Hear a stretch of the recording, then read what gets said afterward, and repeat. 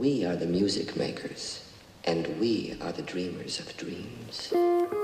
My name is Daniel Nguyen. I'm 16 years old, and I'm here with my grandpa, grandma, and mom in our living room after dinner.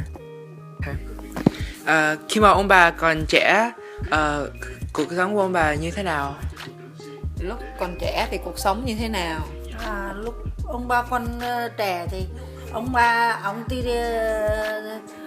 đi phải đi ở chăn trâu. Ông phải làm slavery. Ông phải, tại vì ba mẹ của ông chết sớm lắm. Ba mẹ của ông chết lúc ông có 3 anh em đúng không? Ông là ở giữa, có một người anh và một người em đúng không? Dạ. Thì lúc mà ba ông chết á, thì người anh khoảng chừng 10 tuổi không? 10 tuổi, ông thì khoảng chừng 7 tuổi, 8 tuổi, 7 tuổi hay 5 tuổi. Còn người em, chú Tường ấy thì khoảng chừng 2-3 tuổi gì? 4 tuổi. Thì bố mẹ chết hết. And không có ai nuôi hết. Phải đi làm chăn trâu, đi ở cho người ta. Đi ở tức đi ở đợ, có nghĩa là làm slavery á, là slave á, điều kiện nô lệ. Đó là đi chăn trâu nè, rồi đi làm đồng nè, phục vụ việc nhà, rồi làm việc nhà này nọ đó để ăn cơm, để có cơm ăn, để có kia. Không có được đi học, ông không có được đi học. Có khó không? Sao khó chứ, khổ chứ, khổ lắm chứ sao không khổ. Mặt đâu. Hồi trước cơm đâu đủ mà ăn.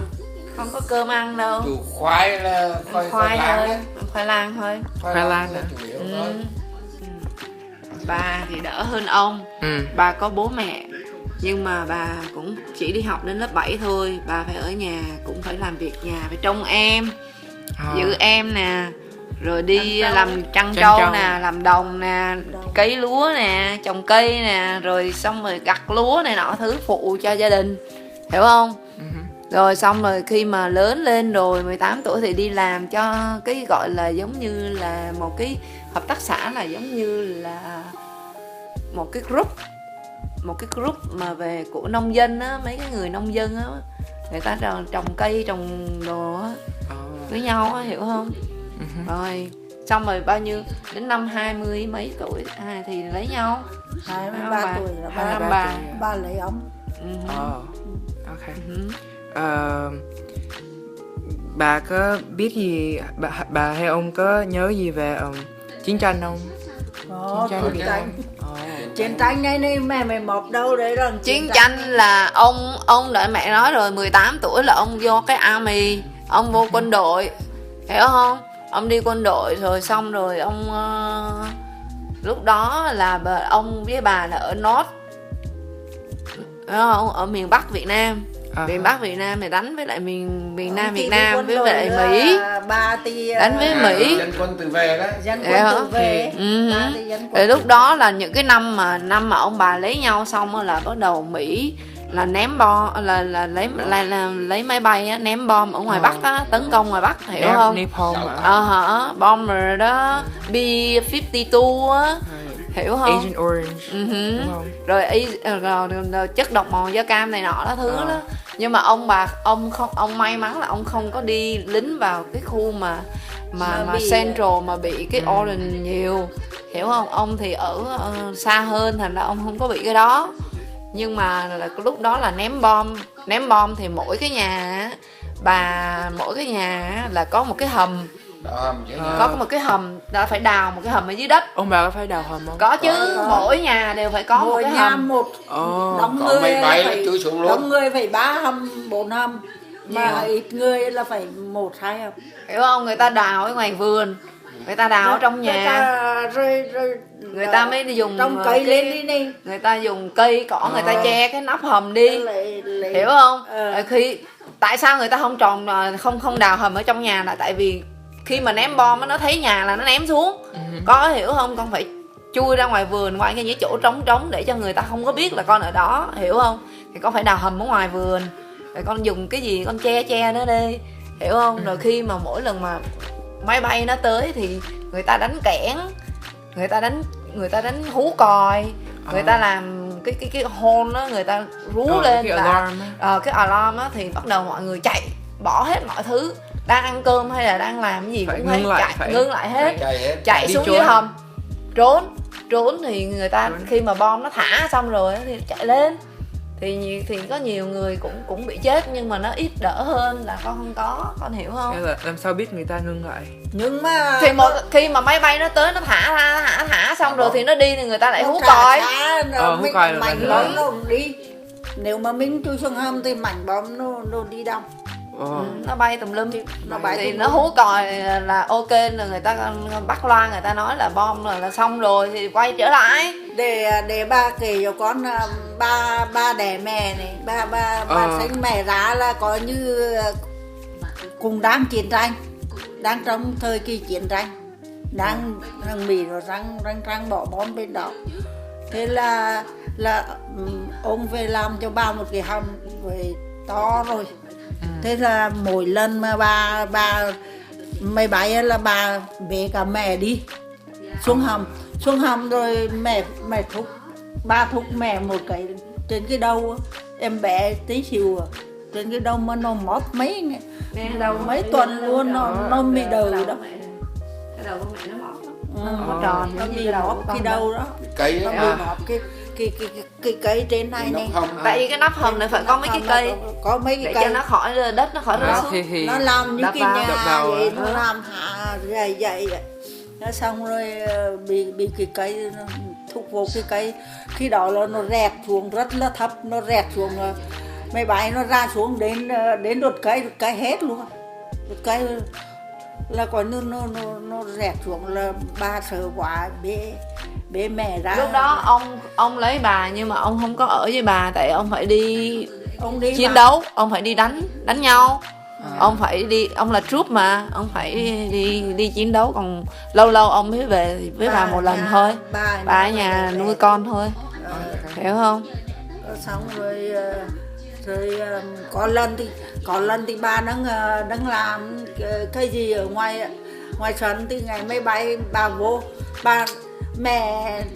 mẹ trong chăn, nhưng mà mẹ biết bò rồi á, mẹ bò lúi ra ngoài chăn rồi, và mẹ nằm ở một nơi rồi, còn bà vô ôm cả chăn cả gối đi nẹp, xong rồi nẹp xong máy bay chạy. Có nghĩa là ôm chăn thôi, còn con để lại. Nó hay chăn, con có hiểu không? Con mẹ rất ở trên giường. Tức là con thì để lại chỉ ôm chăn chạy đi thôi, hiểu không? Tưởng mẹ trong chăn à? Trường mẹ trong chăn Rồi phải chạy lại à? Lúc mà nó xong rồi, may là nó không thả bom vào đó. Con có biết không? Hiểu không? Đâu phải lúc nào nó cũng thả đâu. Ba Đúng làm chỗ thọc đó. làm gạo ở trước sân á, mà máy bay thì nó bay suốt, là nếu mà có một bóng đen nhỏ là bắt đầu hắn ném xuống lên. Hắn cái điểm sáng, chỗ cái điểm sáng nào là nó ném chỗ. Hoặc là cái kẹp tóc đây mà màu trắng mà không hủy đang lại thì nó cũng ném. Nó thấy là nó ném. Thấy là nó ném như vậy đó, nhỏ nhất như vậy mà nó cũng ném. Thành ra là không ai dám đỏ đen, cho nên ba mì vợ vô trời tối á, từng mẹ ngủ cho mẹ lúi ra rồi đứa con chăn gối, ba ốm với chăn gối xuống hầm là cùng ốm với con chát ấy trung tay trống rửa thế, thì nó hay là xong máy bay xong rồi khoảng 10 phút thì hết. đem chăn gối lên là thấy mẹ ở cửa giường. Nó bay ngang qua thôi mà con, nó đâu có ngưng lại đâu. Nó vừa đi nó vừa bay nó vừa rải, nó không thể ngưng được. Không có ngưng. Hiểu không? Nó ngưng Nhưng mà có nhiều khi nó quay trở lại nó chạy liền, nó bắn đã chạy liền. Rồi thời điểm sinh mẹ rồi, nhưng mà ba cũng phải gửi mẹ cho bà cố dự nữa, ba phải đi du kích, đi du kích, đi trực súng, đi trực máy bay á, đi trực máy bay để trong các cái câu, còn những cái câu ở trong làng hoặc là trong huyện hoặc trong tỉnh vậy là có những cái câu là quá sóng á. Máy bay nó hay luyện vào đó lắm, tại vì nó làm cắt cắt giao thông mà, nó không cho người ta đi không cho người lại. ta chạy. Nó cho nên là mình phải đàn ông là đi hết rồi, trai thanh niên là đi hết rồi, ông già cũng còn như là chỉ có 40 tuổi 45 tuổi rồi đấy là đi hết rồi. Đứa con mấy bà già nhà vậy thì mấy cô ở nhà là con trẻ tuổi là phải đi đi du kích coi như là đi dân quân du kích là phải cắt phiên nhau đi, một người rồi là đi mấy đêm đấy đó. Đêm nay ba được nghỉ ở nhà vì mẹ con đó. Thì đó là ưu tiên ai có con nhỏ là cho ở lâu mới cho ở nhà một Tết rồi con phải đi. Rồi gì nữa không? Sau khi chiến tranh ông bà có phải tìm nhà mới không hay là có phải... Sau chiến tranh á, khi mà North với South nó United rồi á, thì ông bà mới move từ North, từ miền Bắc vô miền Nam, ông bà mới vô Sài Gòn. Tại miền Nam khi đang chữa cháy là ông đã vô Sài Gòn rồi, mà người Mỹ giúp năm 73 miền Nam. Ông đi Sài Gòn trước rồi ông mới về đem ba vì mẹ ông đi vô mẹ vì đi đường Trường Sơn, chị con đi xuyên núi vô đến thằng đến năm 73 cho đến năm 75 thì giải phóng. Trường Sơn là gọi cái đường Hồ Chí Minh đó, đường Mòn Hồ Chí Minh. Bây giờ gọi là Sài Gòn. Bây giờ là đường Mòn Hồ Chí Minh. Có nghĩa là từ miền Bắc vô miền Nam con có một cái freeway chính, nó gọi là quốc lộ 1, là freeway số 1. Nhưng mà cái đường đó thì không thể nào đi được, vì cái đường đó là cái người lính của miền Nam với lính Mỹ nó kiểm soát. Thì những người miền Bắc á, mà muốn đi vào trong Nam này để đánh nhau ở trong này, hiểu không? Thì họ phải đi bằng đường núi, đường rừng. Nó gọi là đường mòn. Hồ Chí Minh là cái đường ở trong cái núi, sát đường núi đường nè. Đường mòn đó, đường trong rừng á. Người ta làm một cái đường ở trong đó. Đường đó đi bộ chứ làm sao mà đi đường ngoài được. Đi bộ là mất 6 tháng mới vô đến nơi.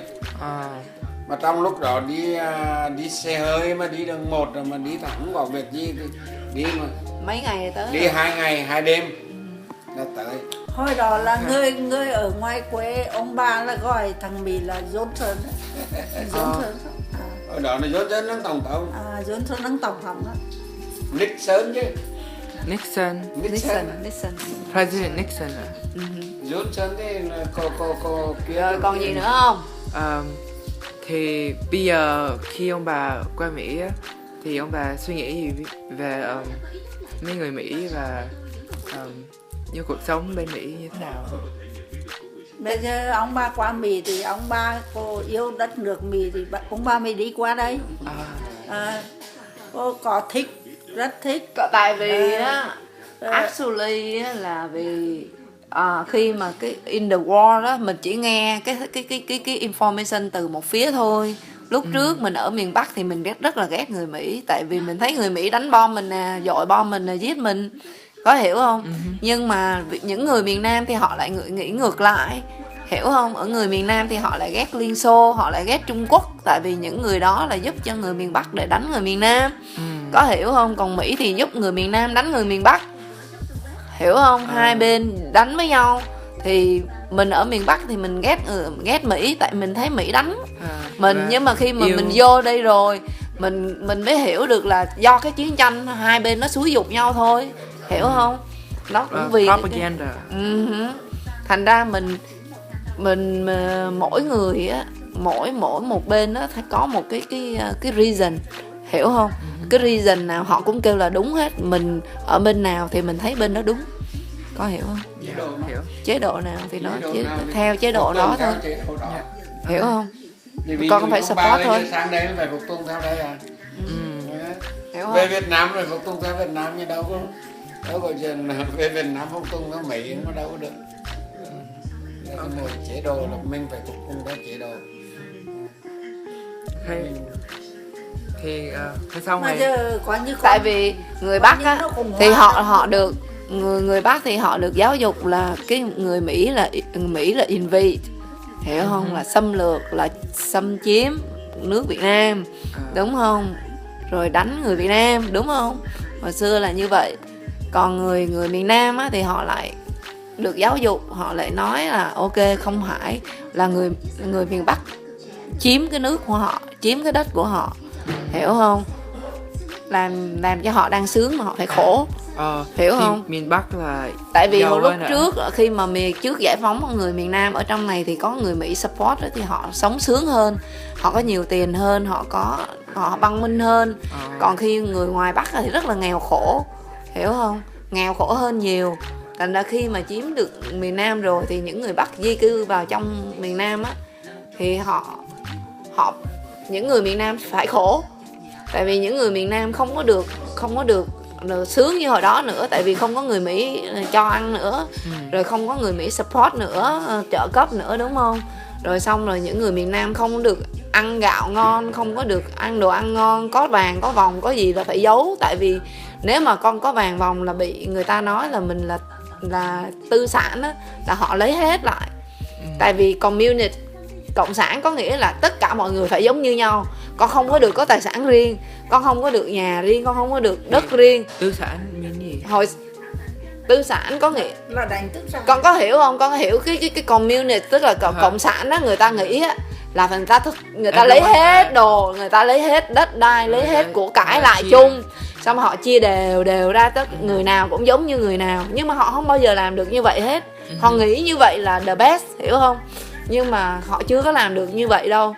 Thì dĩ nhiên cái lý thuyết của họ là họ lý tưởng của họ là họ làm cho tất cả mọi người đều được ăn equal giống nhau hết. Nhưng mà làm sao equal được? Tại vì người ta không có ý thức để làm việc được. Con phải làm việc thôi, thực sự ra người ta lấy con phải làm việc giống như nhau, con phải làm việc hết sức thì con mới được ăn bằng nhau. Còn bây giờ có người làm biếng mà có người chịu làm thì không thể bắt cho người ta ăn bằng nhau được. Con hiểu không? Thành đó là ron từ cái đó, hiểu không? Thì ý của họ là họ muốn thu hết. Thành ra là khi mà họ vào miền Nam, những người giàu họ bị thu hết tài sản, họ bị lấy hết thì họ phải tức, họ phải bực, họ phải ghét, hiểu không? Tới bây giờ họ vẫn còn giận, tại vì là họ bị lấy hết những cái tài sản của họ, hiểu không? Rồi người miền Bắc vô, hiểu không? Họ phải chia cái tài sản đó cho những người Bắc, hiểu không? Người ta phải vận chuyển gạo đồ này nọ. Tại vì miền Nam á là có cái đất đai nó phì nhiêu nè, làm được nhiều tôm, nhiều cá, nhiều gạo trồng nhiều hơn. Trong khi miền Trung với miền Bắc là bị bão, bị đồ đất đai nó khô cằn nhiều mà đông người thì họ đói hơn. Thì khi mà kia thì dĩ nhiên là những người Nam họ phải chở đồ về để họ nuôi bớt những người miền Bắc. Thì họ nghĩ như vậy là họ bị mất cái quyền lợi thôi, họ tức. Hiện bây giờ họ vẫn còn tức, bây giờ họ vẫn còn giận, hiểu không? Thì người Nam là người communist hay là người Bắc là communist. Rồi khi mà người Nam thắng thì cái government nó turn towards republic. Đúng rồi. Chính trị mà politician mà cái người nào thắng thì người đó được là rule, hiểu không? Cái communist nó thắng thì communist được rule. Rồi sau khi con tưởng người Nam là đâu phải communist đâu. Thì người Nam đâu phải communist, thì người Nam thua. Thì bây giờ thành ra là bây giờ communist, người Bắc là communist thì bây giờ người Nam cũng trở thành phải là theo communist luôn. Miền Nam thua. I thought they won. No. They lose the war. Người Nam thua, người Bắc thắng. Tức là communist thắng. Thành ra bây giờ là cái nước Việt Nam là communist. Okay. Nếu mà người Nam thắng thì nó là republic rồi, hiểu không? Ok. Done. Ok. Cảm ơn mẹ nha. Cảm ơn ông bà. Rồi.